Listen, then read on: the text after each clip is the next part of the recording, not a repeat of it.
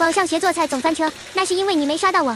今天教大家糖醋排骨。想要在家做出外面飯店味的糖醋排骨，不用再死磕炒糖色了。今天教你一個簡易做法和萬能口訣，讓你輕鬆拿捏。首先，咱們準備2斤淨排，首選前排，也就是靠近豬脖子的那幾根，這裡的肉質比較嫩，脂肪含量也會多一些，最適合拿來做糖醋或者清蒸。後排則比較硬，適合燉湯。做糖醋排骨的話，就會很柴。排骨讓老板給剁成拇指長的塊，再來這麼長的一截大蔥，切大片；拇指肚大小的一塊薑，切大片。咱們把排骨焯一下水，排骨冷水下鍋，放入蔥薑，再來2勺黃酒或者花椒酒。如果是新鮮排骨的話，可以什麼都不放，但是焯排骨水量一定要多，開中火，水溫緩慢上升的過程中，排骨裡的血水就會被一點點逼出來。用漏勺把排骨多翻拌幾下，受熱均匀，同時讓水溫上升的慢一些，一直燒到水開。這個過程大概用時15分鐘。這些雜質就是平時在家做排骨腥味的來源。現在把排骨撈出來，用乾淨的溫水或者開水把排骨表面的雜質清洗一下。洗完之後放到一旁控乾水分。這個時間咱們來準備一下配料以及湯醋汁。大蔥這麼長一截，切厚片；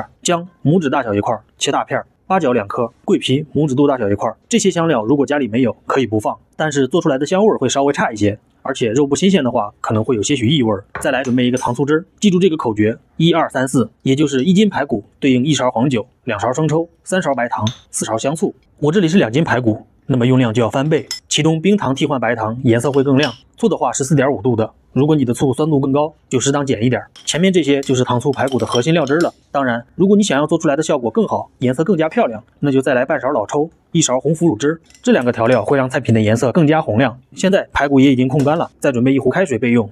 開大火，少油潤鍋，把鍋充分燒熱，然後轉中小火，倒入平常炒菜量的油，不用等油熱，咱們把排骨慢慢放進來。下鍋之後先不要動，大概1到2分鐘，把排骨底部煎至微微焦黃，倒入香料以及切好的蔥薑，把肉和香料都翻拌一下，把排骨的其他面也煎一煎，大概2到3分鐘，不用煎太久。